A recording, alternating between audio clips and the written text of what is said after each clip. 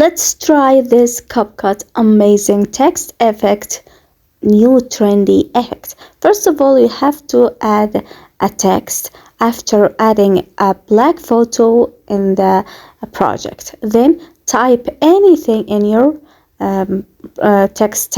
I'm going to type my Android channel's name, and then select the font that you'd like to, and go with any font you would like to, and then go select word art, and you have to select this one, and then adjust the text, and done. After that, you have to save this video in your gallery.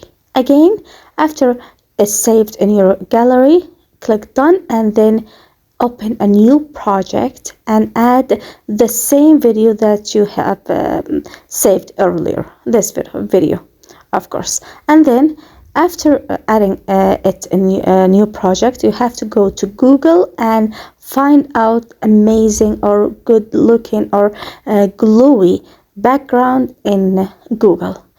Then you have to download the picture in your video or in your gallery, sorry.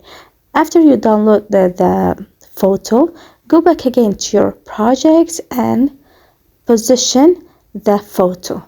Make it bigger, and you have to just cover all the text with this photo. Don't appear the photo, and go at keyframe and move the photo as I'm doing. Why? You just see why I'm doing this. Then after you did that, select the photo and play the video. It will show up like this. Again, select the photo and click on blend and choose this blending, this one, the third one, and it will show up like this. Amazing. And you have to add mask at the text. Just select the photo or the text, not the photo, and add mask and follow the steps as same as I'm doing. You have to do this trendy text effect, which is so useful, and a lot of people are just using it with black background or white background or colorful background. And after doing that, play the video and it will show up like this. Don't try to do it without following the steps step by step, and thanks for watching.